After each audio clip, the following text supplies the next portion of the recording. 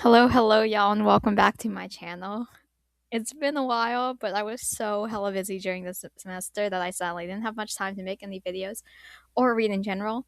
But I'm back, briefly, with a very late what I read in 2025 ranked.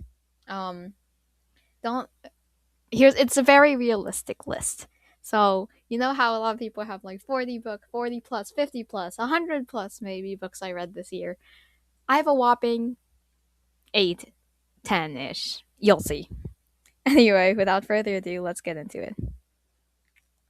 Okay, I'm gonna divide this ranking into three different categories: novels that are new to me, novels that I reread, and then other miscellaneous books. You'll see when I get there. Alright, there are 8 novels I'll be ranking in this first category, as you can see. If you want, try to guess what will be in first and last place.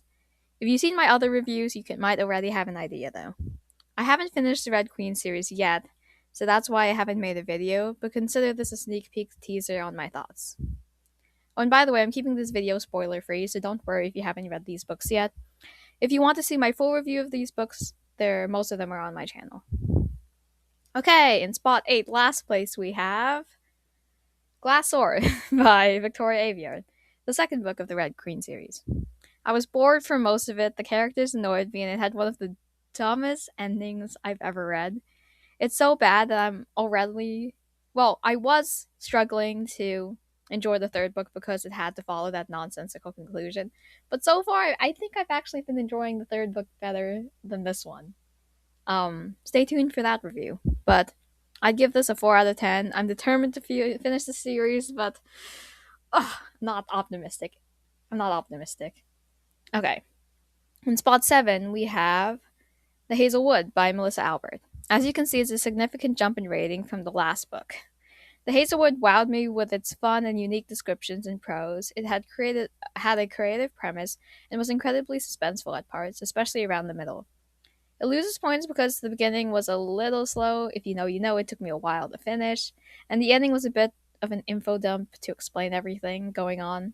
It wasn't my favorite book, but it wasn't bad by any means. In spot number 6, we have Red Queen. As much as I disliked and ragged on Last Sword, I did actually enjoy Red Queen. There were a lot of things that frustrated me or that I thought were pretty dumb, but the story was still fun and kept me invested. The twist did catch me off guard and low-key devastated me, so it worked. It gave me high hopes for the rest of the series, but alas, perhaps it isn't so. I ranked it above the Hazelwood, partially because it was more memorable, and I don't know, it was dumb fun. I enjoyed it. In spot number 5, we have Mockingjay. I enjoyed most of the books I read this year, so most of these quote unquote lower ranking books aren't actually that bad if you take a look at my scores.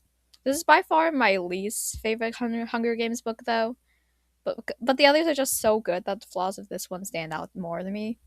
I talk about this a lot in my video, but many of the tactics used by both the rebels and the capital frustrated me, and also the love triangle dragging on for this long was a little tedious and too much. It got annoying. But despite that, this book was still super emotional and a solid end to the main trilogy. All right, in spot number 4, we have Sunrise on the Reaping. Oh, this book was a total misery fest, and I knew it would be one going into it, but it still managed to wreck me. It's had some really funny parts too, which was nice. I appreciated the cameos of the known characters like the mentors, but honestly, all the new characters stole the show for me. I feel like it. Okay, I feel like I didn't love it as much as a lot of other people did when it first came out, but it was still a really good read. It's by no means bad. Okay, now for the top 3 books. If you remember it from that beginning slide, you can kind of guess what's left and how I'm going to rank them. All right. In third place, we have The Ballad of Songbirds and Snakes. This might be an unpopular opinion, and I've seen a lot of hate on this book, but this is one of my favorite books in the whole series. It doesn't need to rely on old characters to tell a compelling story, and each part kept me thoroughly invested. This is surprisingly the one I find myself wanting to reread a lot. The third person style is distinct and perfect for the kind of story this is, and I love what it does with Snow's character. I feel like people don't like it because it's so different from the other Hunger Games books, and Sunrise on the Reaping was a bit more of a return to form. But honestly, I liked it because it was so different. So please read this if you haven't already. I love it. Okay, no, spot number two. If you know anything about me, you know what's going in these top two spots. Spot number two, we have Crooked Kingdom, the second book in the Six of Crows duology. If my 47-minute video is any indication, I absolutely fell in love with these books and they became my new obsession. I literally talked to one of my friends about it for hours because there was so much to say and unpack. I love, love, love these characters, especially Knej, obviously. And I was so sad when I finished because I just wanted to read more. This book had some of my favorite scenes, and I can quote many of the lines from it despite having only read it once. Okay, and to no surprise, spot number one goes to Six of Crows. Basically, everything I said about Crooked Kingdom applies here, but it edges out the other just slightly because the plot in this one is slightly more solid. But in general, I see these books as just one long story, so they're basically close to the same level for me. I know people said these books were good, and holy moly, they did not disappoint. The writing is beautiful. Have I mentioned that?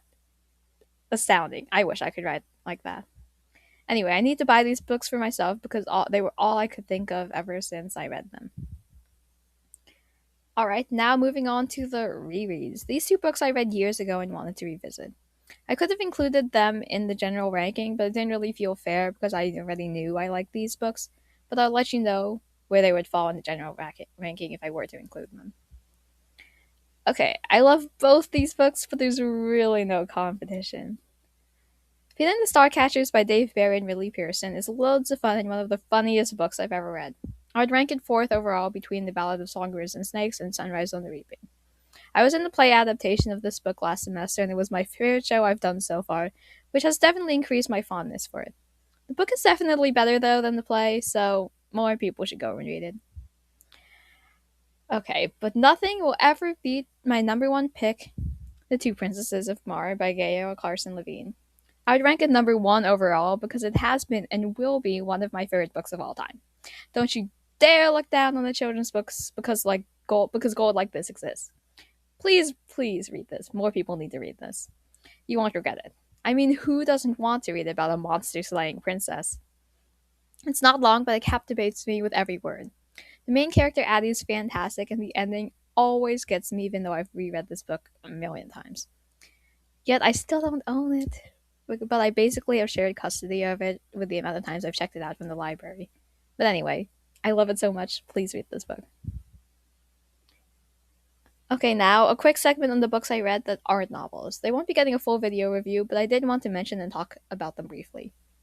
So I did read more than 10 books technically this year, but these ones aren't really novels, so it's hard. I don't know whether or not to count them.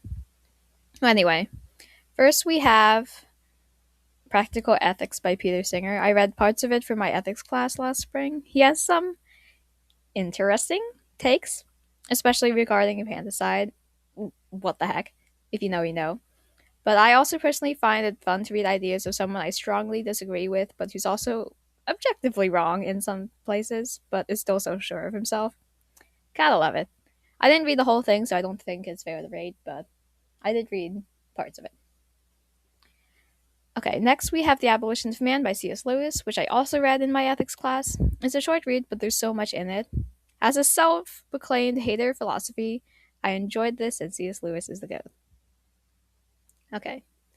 Now this book has a fun title. It's basically a Q&A format where the author answers teens' questions about the faith. I liked it a lot because it helps explain complex concepts in an easier to understand way. It was quite enjoyable, and I read it in the day when the Wi-Fi at my house was down and there was like nothing else to do. But I enjoyed this. I had fun with it. And then finally we have On Becoming a Novelist by John Gardner.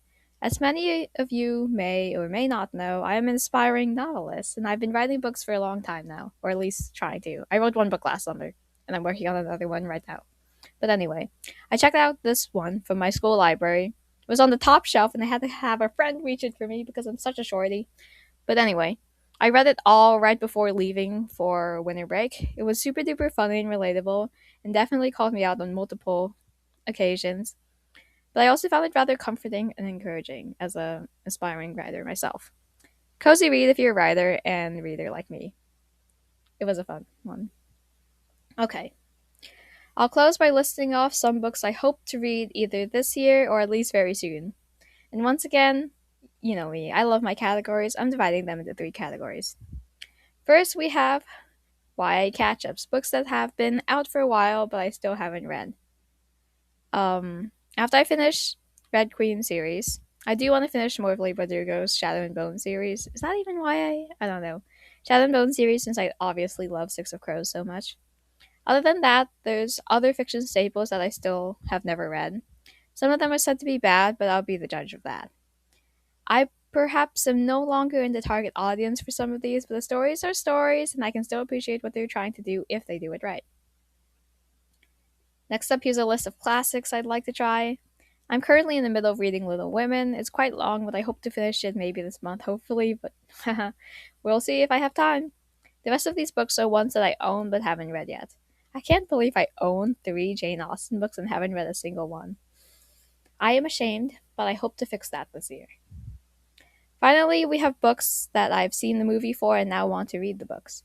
I shamefully have watched the extended editions of The Lord of the Rings 3 times now and still haven't read the books. Narnia too. But I'll get to it one day. Alright, this concludes this video. Thank you so much for watching. If you enjoyed it, please consider subscribing for more. What were your favorite and least favorite books you read last year? Okay, for some reason it cut me off here, but I just wanted to say thank you again for watching, and I'll see you guys next time. Bye!